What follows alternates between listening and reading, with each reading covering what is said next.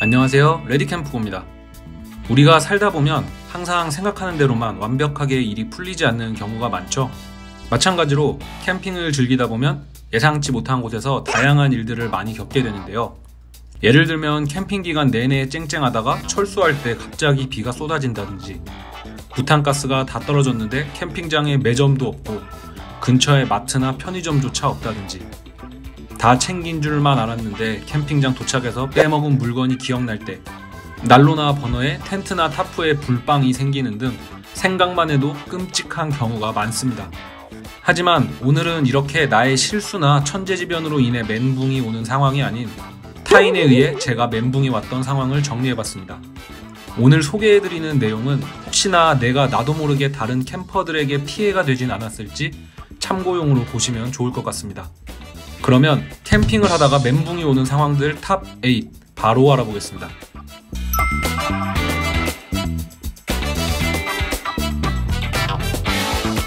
말이 필요할까요? 아마 많은 캠퍼분들이 가장 공감하시는 내용이 아닐까 합니다.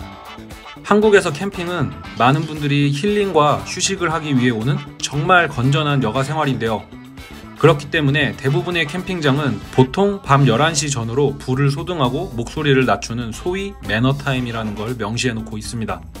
오랜만에 만난 친구들, 친척들과 즐거운 시간을 보내는 건 좋지만 캠핑장에는 우리만 있는 게 아니기 때문에 아직 안 자고 싶어도 주변에 잠을 청하고 있는 많은 사람들을 위해 목소리 데시벨을 아주 작게 낮춰주세요.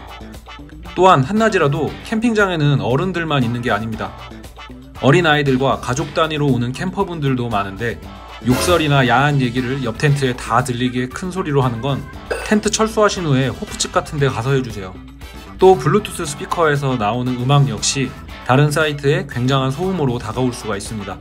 저도 음악을 좋아하고 음악을 즐기는 건 좋지만 옆 사이트에서 신경이 쓰이지 않도록 볼륨을 작게 낮추거나 블루투스 이어폰 등을 사용하는 것이 기본 캠티켓입니다. 캠핑장 중에는 사이트 바로 앞에 차를 댈 수 있는 공간이 없는 캠핑장도 많습니다. 그러다 보니 가끔 설치나 철수를 하려고 할 때 우리 자리 앞을 막고 있는 차들 때문에 불편한 경우가 종종 생기는데요. 이런 경우 철수 시간 내내 다른 사이트 앞에 길을 막고 심지어 시동까지 켜놓고 있으면 그 앞 사이트를 이용하는 캠퍼들은 고막 테러는 물론이고 그 차가 빠질 때까지 동선 방해에 굉장히 불편합니다. 이렇게 사이트와 차량과의 거리가 먼 경우 먼저 장비를 모두 패킹 완료하시고 장비를 싣기 직전 잠깐 근처로 차를 가져와서 싣거나 캠핑용 외건 등을 이용해주세요. 이건 일상생활에서도 마찬가지지만 캠핑장에서도 정말 자주 겪는데요. 특히나 어린아이들과 함께 가족 캠핑을 오시는 캠퍼분들도 많다 보니 종종 아이용 시트가 없는 캠핑장의 경우 화장실 변기 커버나 변기 벽면 등의 아이의 용변 뒤처리를 제대로 안 하고 나오시는 분들을 많이 봤습니다. 그렇게 되면 같은 날 캠핑장을 이용하는 모든 사람이 못 볼 꼴을 보게 되고 불편함을 겪게 되는 걸 모르나 봅니다. 역지사지로 여러분도 화장실 갔는데 전 사람이 뒤처리 안 해놓은 거 보면 화나잖아요. 캠핑장 이용료 냈으니 캠지기가 치워주겠지 생각하지 마시고 책임지고 뒤처리를 꼭 하고 나와주세요. 캠핑용품은 그 종류가 매우 방대하고 다양하며 사람들은 다양한 취향과 다양한 가치관을 가지고 캠핑 장비들을 선택합니다. 그렇기 때문에 내가 만족하고 내 가족이 만족하면 그게 가장 좋은 캠핑 장비인 것이죠. 모처럼의 휴식을 위해 캠핑을 와서 소중한 사람들과 행복한 시간을 보내는 도중 어디선가 들려오는 내 장비와 텐트들을 보며 저건 어떻네, 저건 별로야 평가하는 소리들. 굉장히 신뢰가 되는 행동이지만 안 들리겠지 하고 소근소근 얘기하시는 분들이 가끔 계시는데 텐트는 방음이 거의 안 된다는 사실을 간과하셨나 봅니다. 그런 생각이 든다면 적어도 속으로만 생각해주세요. 캠핑을 다니다 보면 계곡이나 호수, 해변 등을 품은 캠핑장들이 많은데요. 아무래도 캠핑이라는 게 잠시나마 도시화된 일상 속에서 벗어나 자연을 즐기는 것이다 보니 이렇게 물가를 품은 캠핑장들은 인기가 굉장히 많죠. 하지만 그만큼 사람이 많이 와서일까요? 물가 근처로 가면 온갖 쓰레기들 때문에 눈살이 찌푸려지는 경우가 한두 번이 아니었습니다. 한 번 오고 안 올 곳이라고 아무데나 쓰레기 버리지 마시고 앞으로도 많은 다른 캠퍼분들이 자연을 느낄 수 있도록 내가 가져온 쓰레기는 다시 챙겨가 주세요.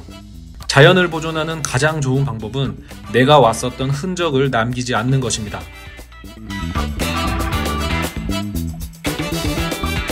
캠핑장에 도착한 후에도 뭔가 사러 갈 게 있거나 차를 이용할 일이 생기는 경우가 종종 있는데요.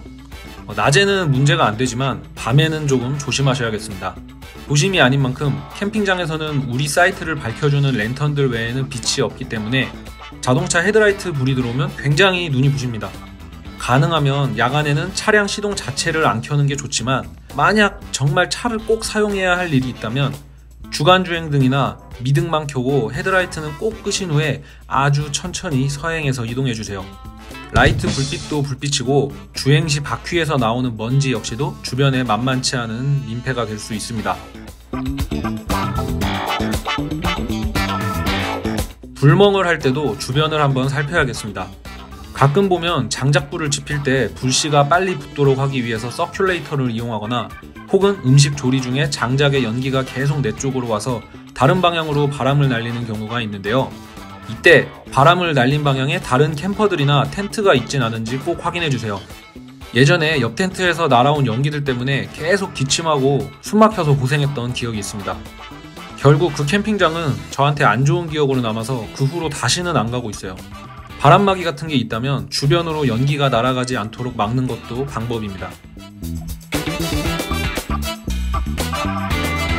이건 정확히는 관리를 전혀 안 하시는 일부 캠지기님들의 문제입니다. 요즘 캠핑장의 이용요금이 나라에서 운영하는 게 아니고서야 보통은 4, 5만원, 비싼 곳은 8만원씩 하는 곳도 있는데요. 한겨울에 설거지를 하는데 온수가 안 나온다든지 공동시설물들의 위생상태, 진상 이용객들의 관리가 전혀 안 되어 있는 경우를 많이 봤습니다.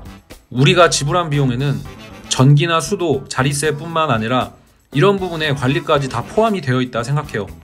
관리 잘 되어 있는 저렴한 호텔도 7, 8만원이면 이용할 수 있는 곳 많습니다. 한 번 오고 말 캠핑장이 아닌 또 오고 싶은 캠핑장을 만들어주세요. 오늘은 이렇게 캠핑장에서 제가 멘붕이 왔던 상황들에 대해 한번 얘기를 하다 보니 캠핑 매너에 대한 영상이 돼버린 것 같은데요.